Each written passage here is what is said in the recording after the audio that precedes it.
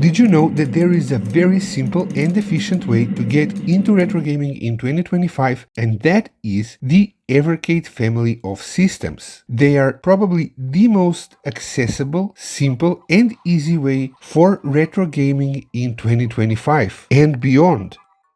So guys, in the previous video we took a look at the emulation handhelds and emulation devices as one of the best and most efficient ways to get into retro gaming in 2025. Now we are going to take a look at the Evercade family of systems. I'm going to straight up say this right here is potentially the best solution for beginners trying to get into retro gaming, bar none. And I'm going to explain why in this portion of the video. With that said, Evercade is not without its negative aspects too, so we'll go over those as well.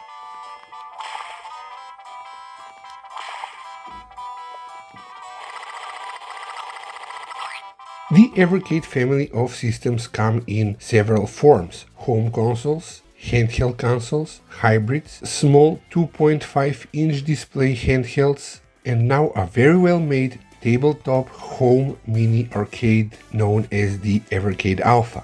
Now, I don't have home consoles or hybrids or the main handhelds of Evercade to show you, but I do own 2 out of the 4 Super Pocket 2.5-inch display handhelds, as well as the awesome and, in my opinion, amazing Evercade Alpha. So to demonstrate Evercade, we're going to be using these systems.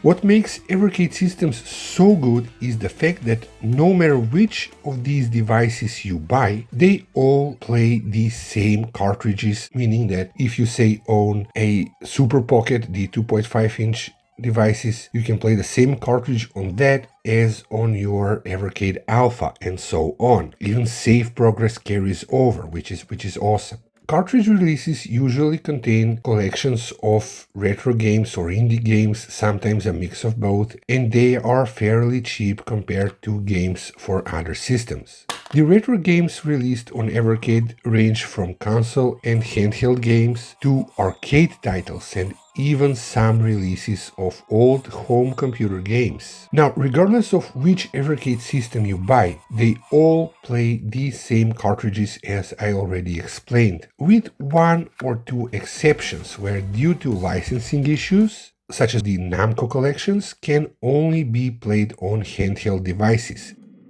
The Evercade family of systems requires absolutely no learning curve, no computer knowledge, there's no barrier of entry. All you have to do is buy your cartridges, buy your system of choice, plug the cartridges in, and you're ready to enjoy retro gaming to your heart's content. Now, one fascinating thing about Evercade that I absolutely love is just how many arcade classics have been released in physical form on the platform. Even though some big companies may never sign a deal with Evercade to release their games on these systems, the sheer amount of arcade games already released on Evercade is absolutely staggering. You have everything from early 80s arcade games all the way to arcade games released throughout the 90s and probably even early 2000s. Now you're going to discover all kinds of arcade games on this system. It's just incredible, especially now that we have the Evercade Alpha, so you basically have your own home arcade system that can run all kinds of arcade games from different arcade developers back in the day. It's just incredible. Thanks to the beautiful and big 8-inch screen on the Evercade Alpha, even vertical shooters are easy to see and a true joy to play.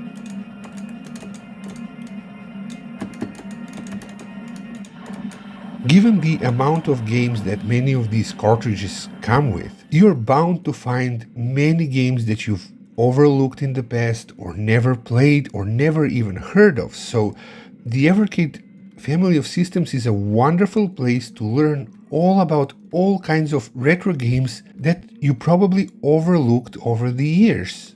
What's even more impressive is that many new games for retro systems have already been released on the Evercade. So we have new games for the Game Boy Advance, we have new games for the NES, for the Sega Mega Drive, Many of these games also have cartridge releases or very limited cartridge releases on their respective systems. However, they are also available for the Evercade family of systems, and that is, in my opinion, absolutely wonderful. All kinds of modern retro games are now available for the Evercade, and that is just incredibly amazing to me, at least. So if you are eager to broaden your retro gaming horizons, discover all kinds of new games, all kinds of games that you've never played, or discover interesting modern indie games that are made in the vein of retro games or modern games released for old systems that are available on the Evercade systems, then this is the perfect solution for you to get into retro gaming and retro style gaming in 2025 and beyond. You cannot go wrong with the Evercade family of systems. In my opinion, Evercade is worth it for the arcade compilations alone. Of course, even the Evercade family of systems is not without its faults, as I already mentioned. So now we're going to dive deeper into what I'd consider the negative aspects of Evercade.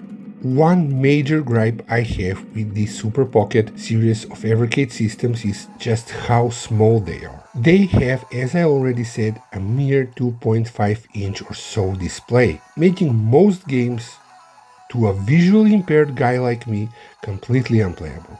Now, while I can play something like a beat 'em up like Final Fight or what have you, that doesn't require good eyesight or certain visually clean and simple titles like Bubble Bubble, as well as a few platformers like Earthworm Jim that I know by heart already, everything else is simply impossible to see for me on these devices. Now, fans claim that this is why the consoles are so cheap, they're around 50 or so bucks, but considering we have emulation devices that cost around the same, yet have bigger, cleaner, and much better screens, this is no excuse in my opinion. But if you don't have visual impairment issues, the Super Pocket series of handhelds is a true delight to play on.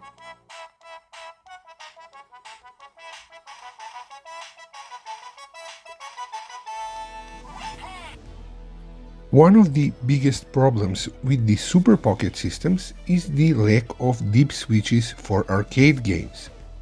Real arcade cabinets back in the day would have these deep switches in the back of the cabinet where the arcade owner and operator could open up the cabinet, and using these deep switches, which were initially hardware based and later on they would be implemented as software options in the games, they would be able to tailor the difficulty, the number of lives of the game, number of continues, how many coins or quarters you require to play and get a credit for, and so on. So there were many options in original arcade games that the arcade owner or operator could use to make the games more or less accessible for players. If you knew the arcade owner or operator, and if you were a regular at these arcades when there weren't that many people around, they would sometimes open up the cabinet and set the game to your liking, whether you need it to be easier or more difficult or whatever. Emulation devices and the Nintendo Switch give you usually full control of these options when playing arcade games. Deep switch settings cannot be accessed on the Super Pocket family of systems. Fortunately, with a recent update, the Evercade Alpha and mainline Evercade systems that are not Super Pockets finally got access to deep switch settings for arcade games, and this is very important. Now, I just cannot justify or accept the fact that deep switch settings are not present for the Super Pocket line of systems, because even the simplest of emulation devices can do deep switches. It's not a big deal. So why the developers won't give us access to deep switch settings for the Super Pocket systems, I don't know.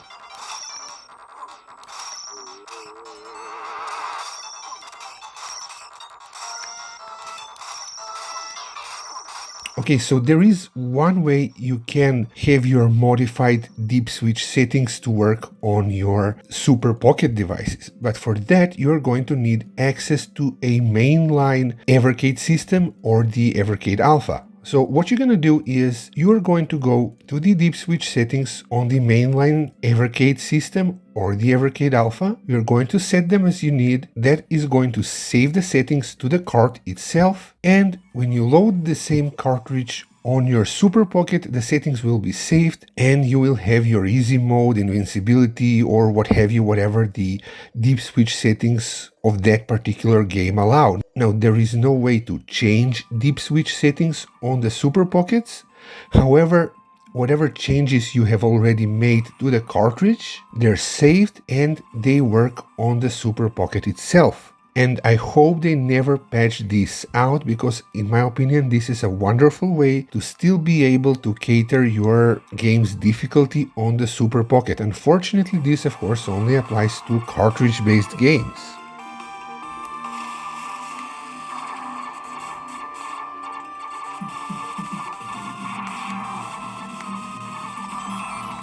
So one other issue that I have with the Evercade family of systems is that some of them have built-in games, and due to weird licensing issues, there is no way to play the games that are built in on one of the systems on another, meaning that, for example, I can't just connect the Super Pocket to the Evercade Alpha through USB and have those Taito games be playable on the Alpha. And this is a huge problem in my opinion, because yes, you can connect controllers, Xbox 360 controllers and so on through USB, so it would have been a wonderful thing if you could just plug your Super Pockets into your mainline devices or the Evercade Alpha and be able to play the games that are built into those Super Pockets on the mainline systems. Unfortunately, at the time of this recording, that is not possible, and I don't know if they're ever going to implement such a feature.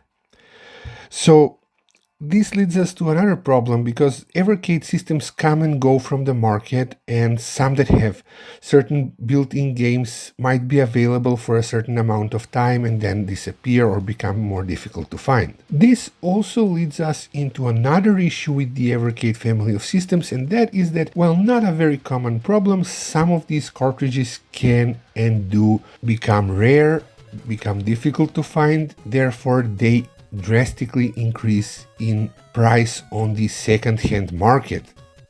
And of course, they're being resold by scalpers and resellers for absurd amounts of money.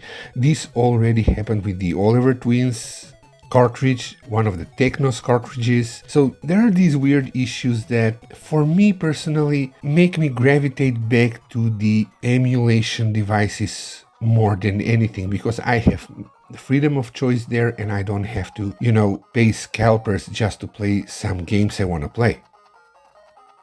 So guys, one other issue that the Evercade Alpha has, it's not that big a deal, but it does affect some games, is the fact that you cannot lock its 8-way directional movement joystick to 4-way directional movement. And this affects certain games that are best played on a 4-directional movement joystick, such as Burger Time, because the character keeps walking on the platforms instead of climbing ladders, or the other way around. So this becomes an issue with an 8-directional movement when the game is programmed for 4-directional movement. Now, I know I wouldn't want to see Turtles, Amidar, Pac-Man or Jungler released on the Alpha, because they would be simply unplayable. Although not very common, due to the way Evercade cartridges are made, they can sometimes get corrupted, and there is usually no fix for this. It's best not to insert or remove cartridges while the systems are on, or of course while they are saving or loading. Now, some Evercade devices have a software eject option for the carts that you should use before removing the cartridges from the system. This becomes a very serious problem when your favorite cartridge that just corrupted is not a cart you can easily find and replace, because it has either become difficult to find, it's not sold anymore, or because it has increased to absurd levels in price on the second-hand market.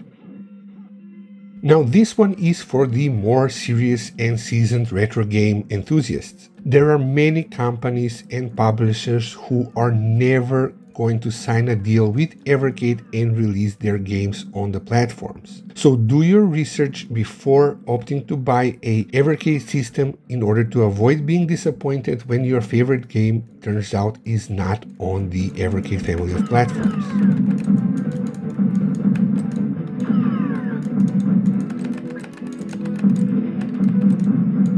Let's look over the pros and cons of the Evercade. Let's summarize the whole thing now. Now, the pros are: the Evercade systems are easily accessible.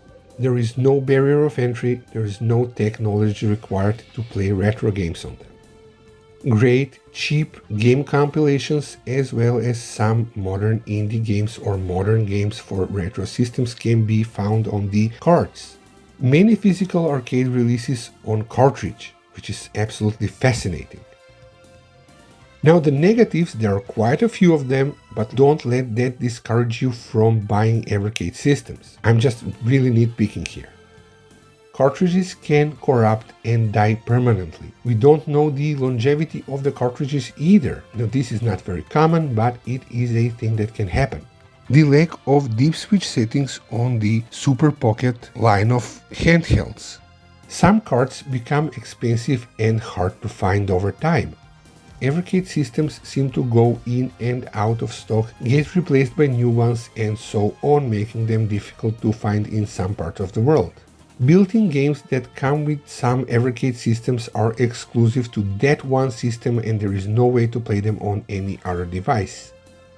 Super Pockets have exceptionally small screens not fit for people with visual impairments at all. This is something you absolutely must keep in mind.